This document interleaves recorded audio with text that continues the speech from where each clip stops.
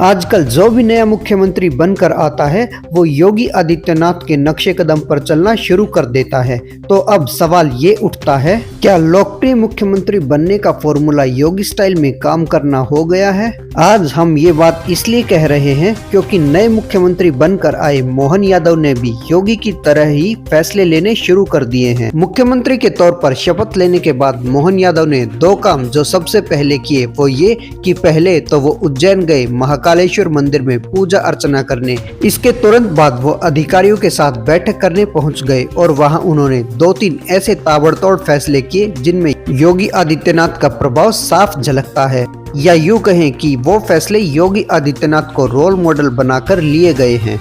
UP की तरह अब एमपी में भी अपराधियों की खैर नहीं और कानून व्यवस्था का पालन भी चाक चौबंद किया जाएगा। सचिवालय में अधिकारियों के साथ बैठक में उन्होंने जो पहला फैसला लिया वो ये कि धार्मिक स्थलों पर तेज आवाज में बज रहे लाउडस्पीकर तुरंत प्रभाव से हटाए जाएंगे। दरअसल सुप्रीम कोर्ट ने भी मंदिर, मस्जिद या फिर पब्लिक प्लेस पर लाउडस्पीकर की आवाज के लिए एक लिमिट तय की है। अगर लाउडस्पीकर की आवाज निर्धारित डेसिबल से ज्यादा होगी तो इसे ध्वनि प्रदूषण माना जाएगा।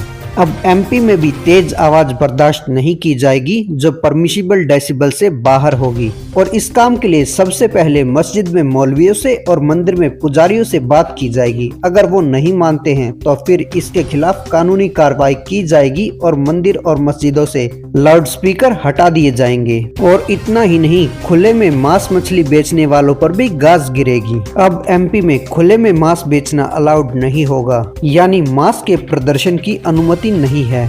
इस बारे में कानून तो पहले ही बन चुके हैं लेकिन उनका पालन नहीं होता था। लेकिन मोहन के राज में कानून का डंडा चलेगा और हर एक मांस विक्रेता के पास NOC यानी नो ऑब्जेक्शन सर्टिफिकेट होना चाहिए। इसके अलावा एक और बात, मांस की दुकानें धार्मिक स्थलों से उचित दूरी पर होनी चाहिए और अवैध बूचड़खाने बंद किए जाएंगे। और एक सबसे बड़ी बात जो सबका ध्यान अपनी ओर खींचेगी वो ये कि योगी का ट्रेडमार्क बन चुका बुलडोजर अब एमपी में भी चलना शुरू हो गया है। बीजेपी के एक कार्यकर्ता जिनका नाम देवेंद्र ठाकुर है, उन पर फारूक नाम के एक व्यक्ति ने हमला कर दिया था और इस हमले में देवेंद्र ठाकुर के हाथ कट गए, उनकी हथेली कट गई थी।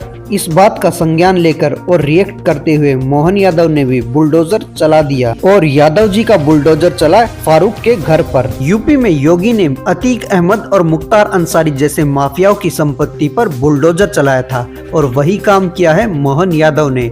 लोगों का कहना है कि अब यूपी का बुलडोजर एमपी आ गया है। दरअसल यूपी में योगी आदित्यनाथ को बाबा बुलडोजर के नाम से भी जाना जाता है।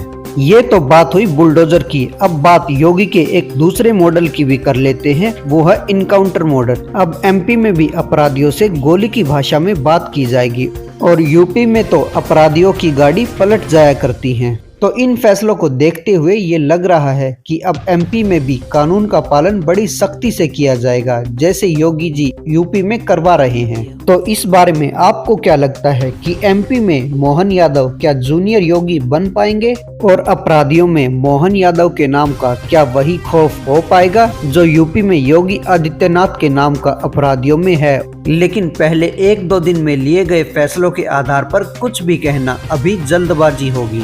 लेकिन एक बात तो है कि बच्चे के आचार व्यवहार का पता बचपन में ही चल जाता है। बात तो आप समझ ही गए होंगे। अब देखना ये इंटरेस्टिंग होगा कि एमपी में मोहन यादव का कार्यकाल कितना शानदार रहता है। ऐसी ही दमदार खबरों के लिए आप हमारे साथ जुड़े रहें और चैनल को सब्सक्राइब जरूर कीजिए।